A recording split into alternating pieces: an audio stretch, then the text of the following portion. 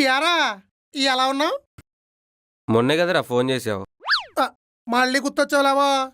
రాత్రి నీకు పెద్ద పెద్ద ప్రమోషన్లు వచ్చి పెద్ద పెద్ద కంపెనీలు పెట్టి పెద్ద పెద్ద కార్లు తిరుగుతా అందరికి డబ్బులు పంచలేక చాలా ఇబ్బంది పడుతున్నట్టు కలొచ్చిందిరా. ఎంత కావాలేంటి? ఎలా తెలిసిపోయింది ఏంటి? ఫోన్ చేసినప్పుడల్లా డబ్బులే అడుగుతున్నావు. అప్పుకి తప్పుకి ఓ అలవాటు ఉందిరా. ఒకసారి చేస్తే మళ్ళీ మళ్ళీ చేయింది. ఇల్లమ్మి ఒకసారి తీర్చేయచ్చు కదరా. బ్యాంక్ కూడా బొక్కలో దోయింతాడు. ఓ లోనా? అయినా ఈ ఇల్లు మా ఆవిడ పేరు మీద ఉంది, అప్పులు నా పేరు మీద ఉన్నాయి.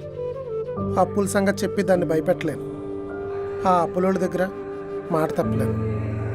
ఇంకా ఎంత అప్పు ఉందిరా? ఆ ఎండ పడాలనే నా ఫ్రెండ్కి నేను సాయం చేశాను.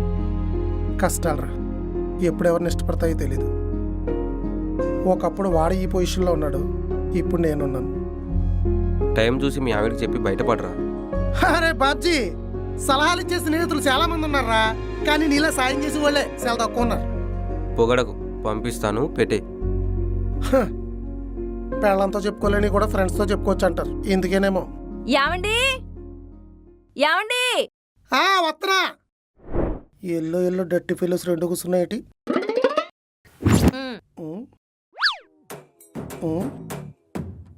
సుక్కల ముగ్గు ఉన్నాయి. ఇలా ప్రాజెక్ట్ లో బగ్గుల గురించి తెలియదు గాని ముగ్గుల గురించి బాగా తెలుసు మీకు.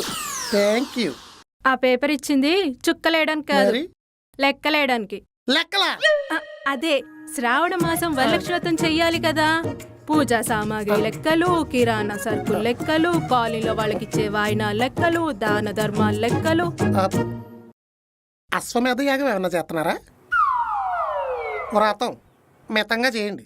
అమితంగా చేస్తే ఫోటోలో ఉన్న లక్ష్మీదేవి చేతిలోంచి డబ్బులు వస్తాయో లేదో తెలియదు, కానీ నా చేతిలో లక్ష్మి మాత్రం కిరాణా కొట్టుకి బట్టల కొట్టుకి పోద్ది. లక్ష్మీదేవి వెళ్ళిపోయేంత లగ్జరీగా ఏం చేయట్లేదులేండి. అయితే ఓకే. ఏదో 1,00,000 రూపాయలు చేస్తున్నాం. 1,00,000 రూపాయలా?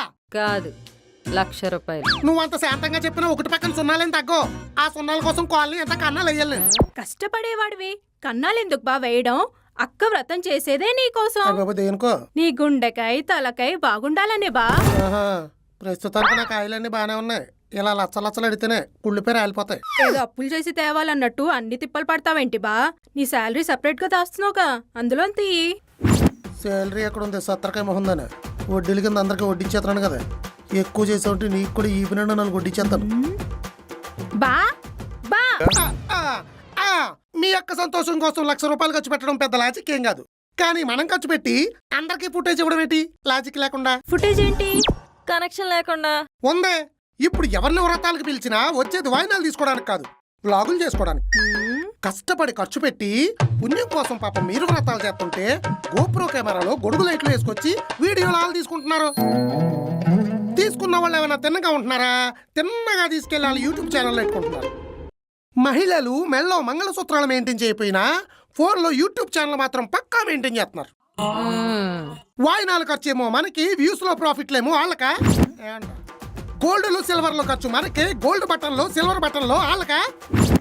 నా 1,000 రూపాయలు ఖర్చు అయినా పర్లేదు, ఆ పూజ ఏదో మీరే గ్రాండ్ గా చేసుకుని వీడియోలు తీసుకుని వ్యూస్ కూడా మీరే కొట్టండి. ఇంకోటి చెప్తానండి, పాత కొట్లు వేసుకుని ప్రీ వెడ్డింగ్ షూట్లు చేయడం కాదు, కొత్త బట్టలు వేసుకుని పూజలు చేయి. అది ట్రెండ్ అంటే. వెళ్ళిపోతున్నాను. పట్టుకో